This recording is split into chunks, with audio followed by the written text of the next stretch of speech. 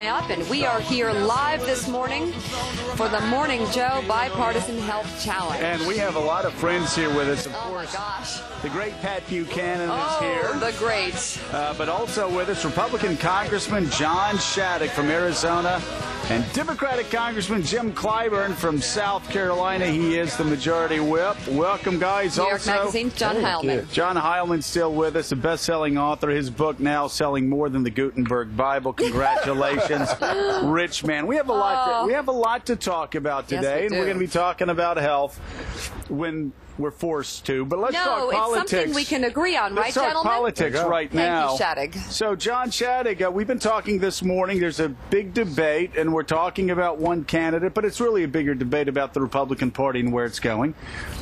Christine McDonald wins in Delaware, and O'Donnell, I'm sorry.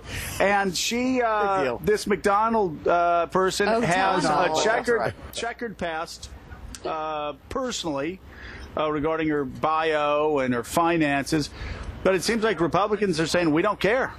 Hey, Joe, you and I were Tea Party before Tea Party was cool. The people are fed up with Washington, and they'll take anybody that's willing to go out there and campaign against Washington. And she did it, and she struck a chord.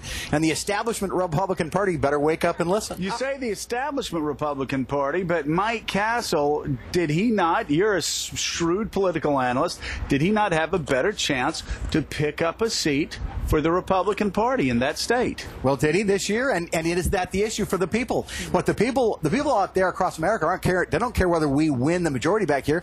They care that this government represents them. And right now, they don't think it does. I want to go to you, Pat, because, you know, Pat, you whooped when she won, you said.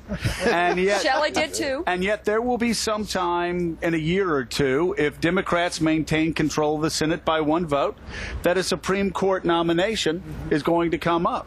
Right. And instead of having Orrin Hatch, chairman of the Judiciary Committee, you'll have a senator from Vermont.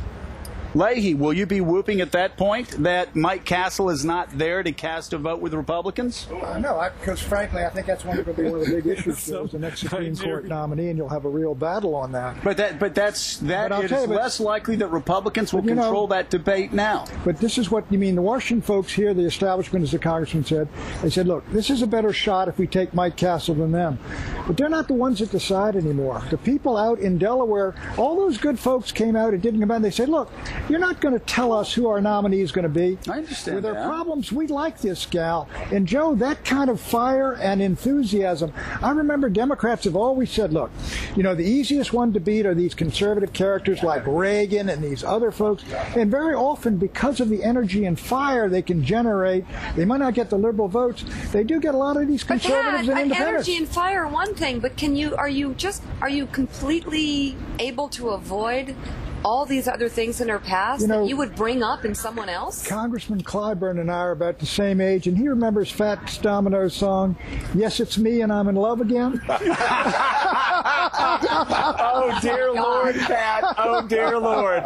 Bring it up, Fats Domino. Well, let's talk about compromise on the Hill, Congressman, because you are the Majority Whip. You've got to count the votes. Yesterday, Steny Hoyer obviously hearing from a lot of Democrats in the South and the Midwest. We don't want to raise taxes right now. We don't want to be seen as raising taxes right now. Let's extend the Bush tax cuts a year or two. Do we have a compromise coming up on that issue? Well, I've been hearing that, but I think what we see happening is that when you go district by district, you get one result. If you look at the country as a whole, this proposal that the president has put forward is very, very popular. 60% of the American people say they're for it. Right. Now, when you start going to each congressional district, then you're getting a different result. And that's your concern. That's Steny's concern. We Absolutely. have somebody like Perriello, and I don't know if he's involved with this, saying, I've walked the plank on health care, I've walked the plank on cap and trade. I cannot walk the plank on taxes. you guys have to listen to them and say, okay, we'll compromise with the Republicans, right? Absolutely. We listen to all of our members out there. I spent pretty much all day Sunday with Perriello, and I can tell you he is very well connected to his congressional district. Great candidate. And of course, we are going to listen to what he has to say about it. But I feel real good about us coming out with something that the American people will be very, very supportive of. John Heilman, it sounds like peace is breaking out on taxes. We may see the tax cuts extended for a year or two. Well, it sounds like that's the case, but I want to. It does sound that way, Joe. My question, though, for you, Congressman, is, before we're going to compare in the absence of compromise, this seemed like an issue that as you say, the country seemed to be on the president's side. This was one of the few issues that the Democratic Party had to use against Republicans was this class warfare notion. What is the Democratic Party going to do politically if it does come to a compromise, if it does extend these tax cuts even for the wealthiest Americans? What does the party have left to run on? Well, we have a lot to run on because we are, in fact, as we said from the very beginning, that we are going to give a tax cut to everybody. It's your first $250,000. Remember, the very wealthy people will benefit from that as well. And so I do believe that the proposal that the president put forth is something that we can solidly run on, and the American people will understand if you get to the point of a compromise. John, it does help Democrats in swing districts in trouble if they can go forward saying, we were able to vote for R&D tax credits. We were able to vote to allow businesses to buy more equipment and not pay taxes on them. And then we didn't raise taxes on small businesses. We extended it 2 years out. Doesn't that help Democrats? I think that would help Democrats if they get there. Right now, I see no evidence of them getting there. Frankly, I think right now they're talking about going home at the end of next week or maybe at the end of the following week without doing any of those things, in which case they will have raised taxes on every single American. They will have raised the marriage penalty or reinstituted it. They will have reimposed the child tax credit or doubled it. No. Just explain. These are tax cuts that were put in place under Bush. If they expire, then that's what you're saying. They automatically right now, go I think up. they're planning on going home without dealing with these issues, in which case they will have raised taxes. And I'm going to look forward to Republicans running on the fact that they've raised taxes on not just the rich, but on everybody. Jim, you guys are going to probably have to have a vote, aren't you? Because if they just expire, then people like Perriello are in trouble. I think if all that I hear from the Senate is correct, they are going to do a tax vote today, and we are going to do a Make It Work in America vote on the House today, and I hope John will vote for that. We are going to... You're not going to vote on that today in the House, not on these tax issues. Not the tax Not issues. on this week? No. I said in the Senate. And I said in the House, we're going to vote on Make It in America stuff. Creating jobs, bringing down energy. Well, you're not talking about the tax cut bill. You're talking about a Produce Goods in America bill, American-made bill. Not this tax bill. I'm telling you, we're going to do some things before we go home that I think you should be voting for. And John, let me ask you this, John. What you better do is the tax extenders. You better extend the tax cuts, or you're raising taxes on middle-class Americans and lower Americans. Let me ask you about your calendar here. When will these taxes expire? Hey, the American people, all they understand is... When do they expire? They do not expire. They expire January 1. So if we go home before January 1... So if we go home before November... Hold on.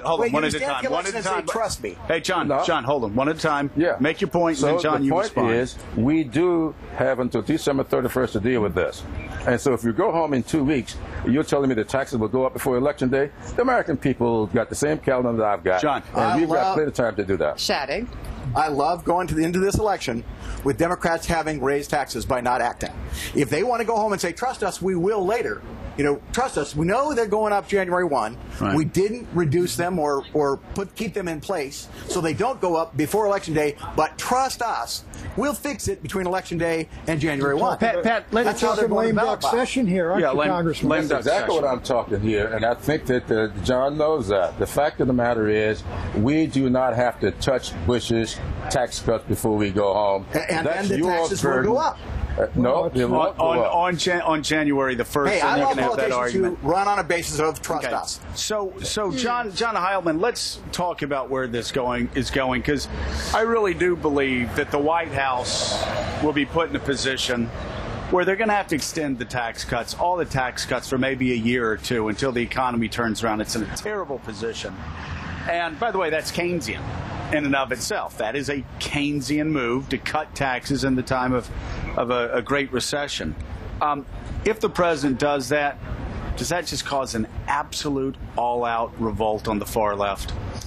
Well, I think that probably not. If you extend only a couple of years with the intention of eventually repealing them, I think if you have and that's what Orszag said we need to do. There's enough. Extend a couple of years, but then end all the tax cuts. Right, exactly. And I even think the middle class. That's the cover, and that's the signal they will send to the left, is just to say, look, this is what we have to do right now. There are a lot of vulnerable Democrats who want to see this done. We have to do it temporarily, and we'll get around to getting to a sane fiscal posture later down the road. I know what the problem with that. Look, I would favor that going 2 years for the extend all the tax cuts. But you get to 2012, 2013 in the presidential election, and guys are going to say you're going to let all those middle class tax cuts disappear?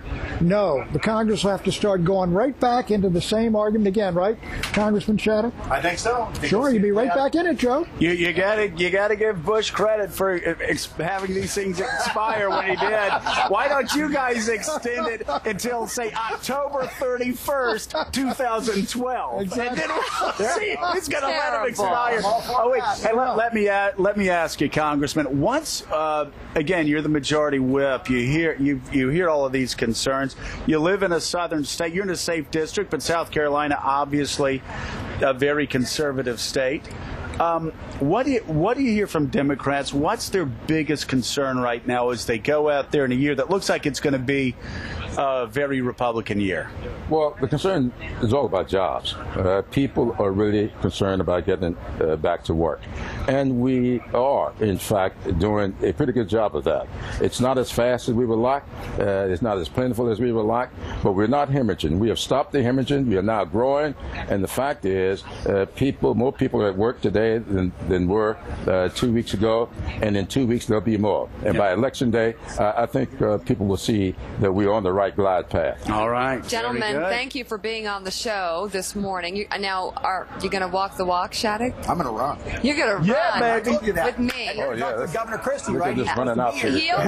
Governor Christie and I have actually something else planned. Okay. You walking, Yes, Jim? I am. I got on my I love it. Absolutely. All right. I got a golf cart. No.